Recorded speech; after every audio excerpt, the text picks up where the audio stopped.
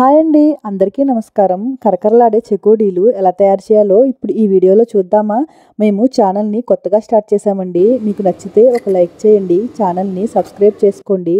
ఇప్పుడు ఈ చెకోడీలు తయారు చేయడానికి ఒక గ్లాసులో పావు వంతు మైదా తీసుకుని మిగిలిన ముప్పావు వంతు బియ్యపిండి తీసుకోవాలి.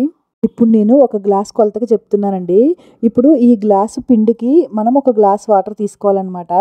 ఇప్పుడు మనం బౌల్లో వేసుకుని ఈ మైదా పిండి బియ్యపిండి మొత్తం కలిసేలాగా కలుపుకోవాలి.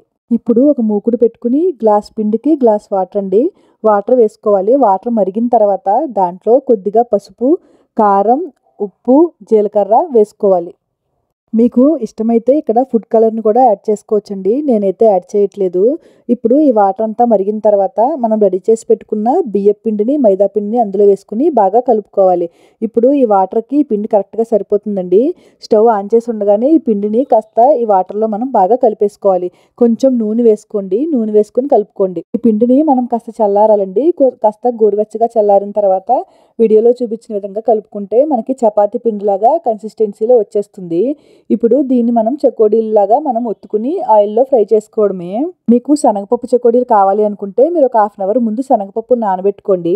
వీడియోలో చూపించిన విధంగా వీటికి శనగపప్పు అద్దుకుని వేయించుకుంటే శనగపప్పు చెకోడీలు అయిపోతాయి.